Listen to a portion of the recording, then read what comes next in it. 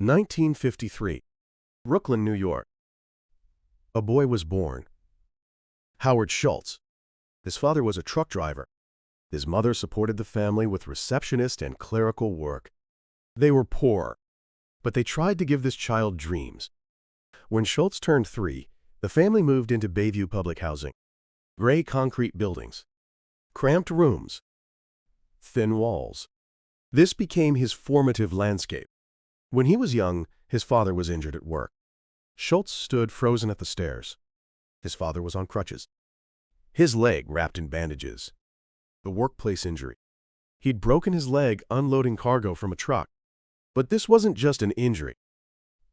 It was the family's ruin. His father had no health insurance, no protection as a worker. Medical bills crushed the household budget. Living expenses ran dry. Schultz saw the bills on the table. Final notice, written in red letters. In that moment, he made a vow. Someday, I will live a different life. But the path out of poverty was steep. 1975. Schultz graduated from Northern Michigan University. From public housing to college. It was a miracle. A football scholarship opened the door to university. Even after losing the scholarship, he worked his way through to graduation. Bartending jobs. Loans. Effort saved him. After graduation, he joined Xerox Corporation. As a salesman, he worked desperately. He didn't want to repeat his father's life. Spring 1981. Seattle. Schultz visited this city on a business trip. He was working at Hammerplast at the time, a Swedish kitchenware manufacturer. One day, he looked at a sales report and was stunned. A small coffee bean store in Seattle was ordering massive quantities of drip coffee makers. Why would a small shop need so many? His curiosity stirred. Pike Place Market. Schultz stepped into the store. Starbucks coffee. The space was small. But something was different. The aroma of coffee beans filled the air. The founder spoke about coffee with overflowing passion. This isn't just a coffee bean shop. Something moved inside Schultz. 1982. Schultz joined Starbucks as director of retail and marketing. He kept persuading the founders relentlessly. His passion finally moved them.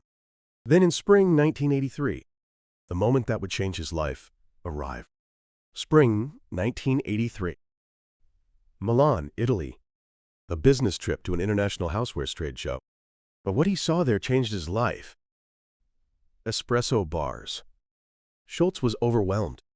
Baristas prepared espresso with skilled hands. Customers chatted at standing counters. This wasn't just a coffee shop. It was the center of community. There's something here that connects people. Schultz kept taking notes. In a single day, he visited dozens of espresso bars. A vision was taking shape in his mind. That night, in his hotel room, Schultz kept writing in his notebook. Third place. This was a concept proposed by sociologist Ray Oldenburg. Not home. Not work. A third place. A place where people gather, connect, and converse. Italian espresso bars had realized it. I'm bringing this back to America. His hands were trembling. Excitement or fear, both. 1984. Seattle. Schultz proposed to the founders. Let's open an espresso bar, provide seating, and create a place where people can gather. The founders were cautious, but they allowed him to run a test location. Schultz began serving lattes in a corner of the store. It was a huge success, but the founders shook their heads. We're coffee bean retailers. We're concerned about negative impact on our core business.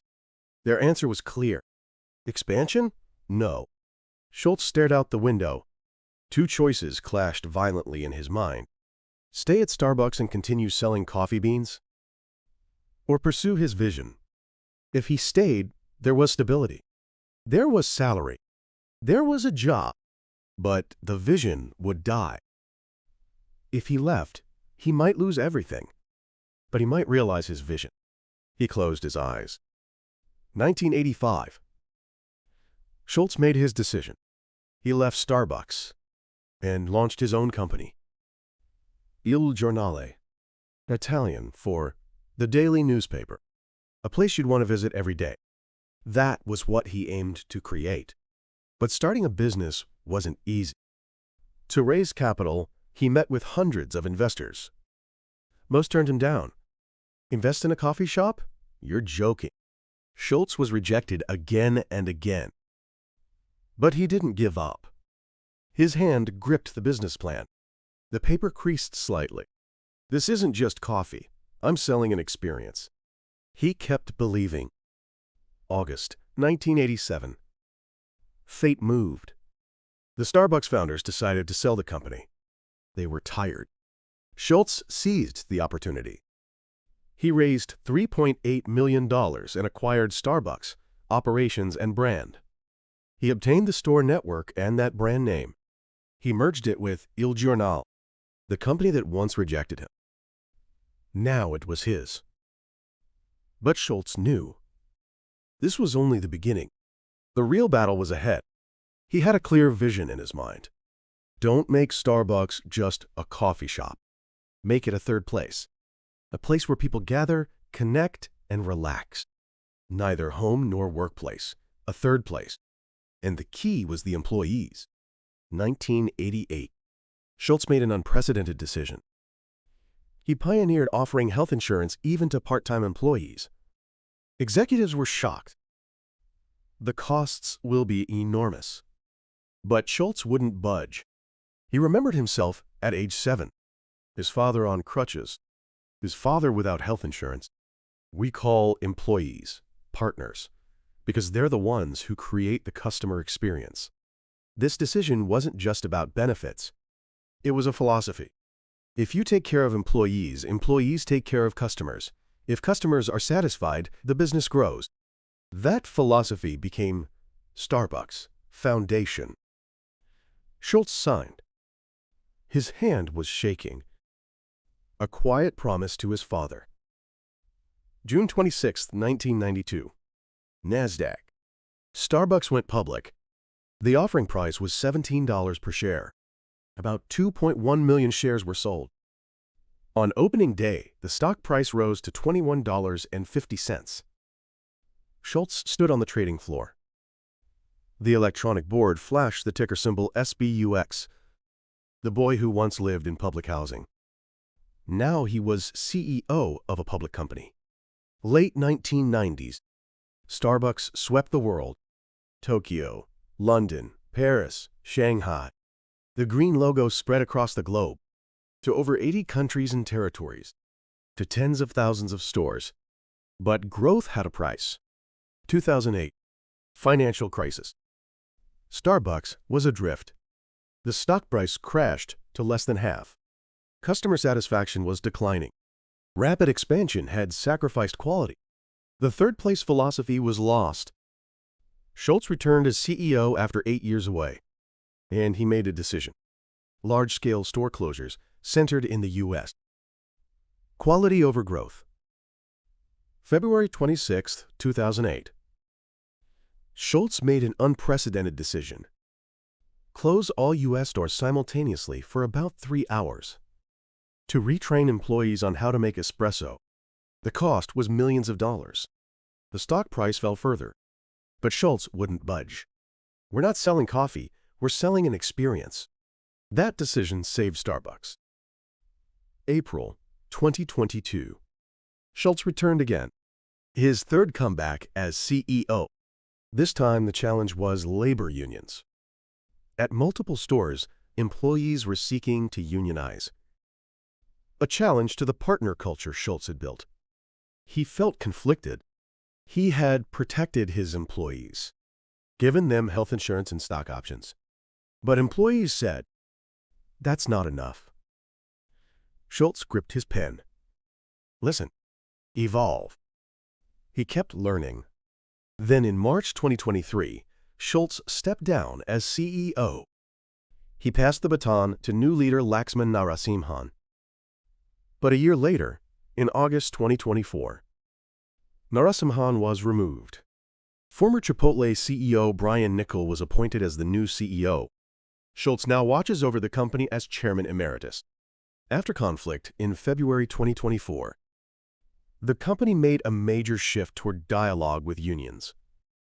Starbucks and Workers United announced they would end their adversarial relationship and begin negotiations. Evolution continued.